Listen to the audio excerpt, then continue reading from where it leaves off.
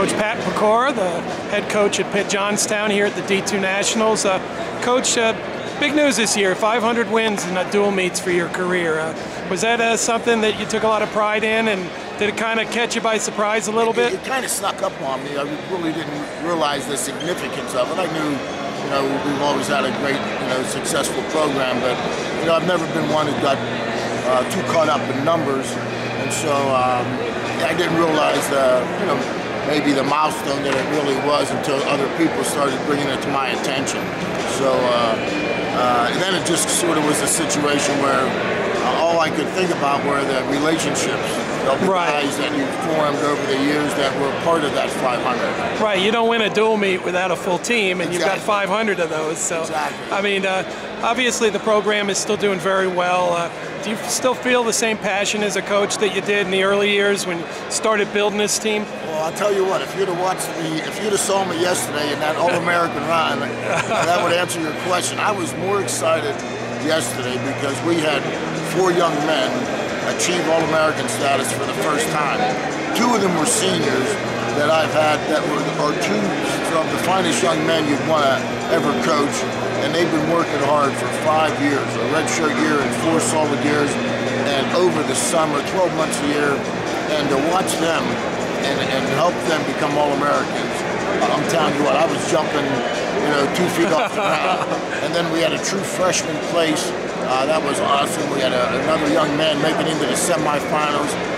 And then we had just a great round where sort of all the goals that we wanted for the season were accomplished. And I'll tell you what, talk about excitement. I don't know if I've ever, yesterday I was jumping up in the air.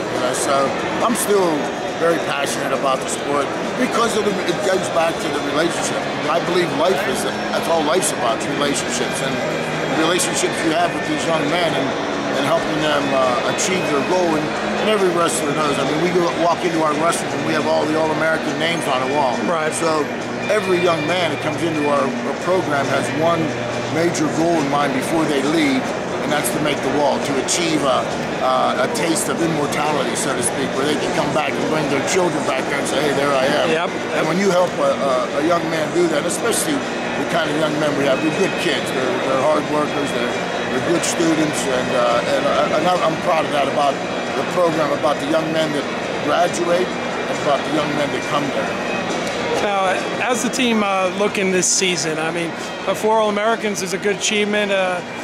What kind of goals do you set? You guys have always had a very competitive program. Right. I mean, you're still bringing people in that are looking to be national champs, I'm sure. Exactly. Right? And I think the program always has revolved around the individual. And I first got the job way back when.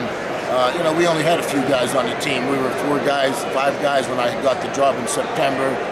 We practiced on the stage. We traveled in cars. And, the next year we practiced in the community center. We went from 4 and 12 my first year, and then when I was able to recruit, we went to 12 and 4. But I always centered the program around the individual. A lot of programs are centered around, what's good for the team first, and I've always centered around what's good for the individual. If it's good for the individual, then that makes the team takes care of itself.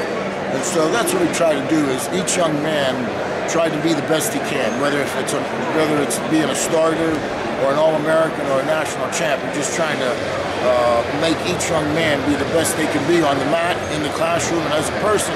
And when you're doing that, the team goals take care of themselves. Now, you got a lot of talent in your state of Pennsylvania. You're finding that quality of wrestling maintains a high level there, and you're able to get kids with a lot of talent coming in? Yeah, we've got a great state for talent, but we also have a lot of competition for those kids. So, right. And especially now, it's a lot harder to get the high caliber guys out of Pennsylvania than it was, 20 years ago, because you got first of all, you got the most wrestling schools in the nation in college in the state of Pennsylvania alone, plus Ohio's right next door, and you got the WVUs, and now you got the ACC coming in and taking a lot of our guys, and a lot of the top schools in the nation. It's everybody's coming to Pennsylvania. So yeah, what's great about our state is our depth. We got some great depth. So you could pick up that kid that maybe was a 5th or 6th in AA, or a kid that didn't even place in AAA and still do well because he might have lost in the semifinals of his region by 1 point to the guy who ends up going to Oklahoma or something. So, Right, sure. So definitely the state, it keeps us with a pool of talent. And we're recruiting from 3 districts. I'm getting most of my kids from District 5, 6, and 7 right around our college. So it's not like, it's the whole state. So we're getting most of our program is the bread and butter of our program are 3 districts, And so, but they're tough kids. They come from good coaches and good things like that. So we're going to keep it going. There's no doubt about it. Division II wrestling, I guess you'd be considered the dean since you've got the most victories of anyone here. What's the state of it? I know there are more teams coming in. And I'll tell you what, Division II is tougher than ever. This tournament is tougher than ever. The level of talent in Division II has risen dramatically. The numbers have risen dramatically. You're seeing even a bigger, with the economy and enrollment-based institutions that are enrollment-based, you're seeing all these colleges pop up with wrestling programs because they're understanding that you could put, a few scholarships, 5, 6, 7 scholarships maybe into one program and have 50, 60 guys on a team. It's enrollment-driven. So a lot of small colleges are taking a business-like approach and knowing that, their business is about increasing their numbers. Presidents are hired to increase the number of students.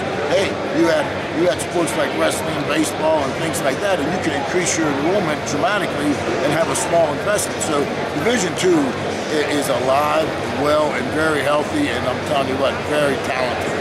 Yeah, I've really enjoyed it. I can't remember having been at a D2. I've been at other events, so I'm having a great time. And a lot of respect for what you guys are doing. I'll tell you what, this is a great venue tonight. This venue is beautiful. The motels are closed, a lot of restaurants, and it's been a packed house every session. Yeah, they like wrestling here in Pueblo, I'm telling you. That was the one thing I was worried about, and I'll tell you what, it's been every session. You look around, there's standing room only. The people are crowded all the way around, so this has been a fantastic venue, and I'm hoping we come back here again. I know we were here in '94, we were back here again in '98, and now this year, but they've redone the whole building, and it looks beautiful, and it's been a very, very tough tournament. When you place in this tournament now, you're tough. Yeah, outstanding. Well, hey, thanks for your time, Coach, welcome, and keep up the great work. We're really proud of you, man. Thank you very much. My pleasure.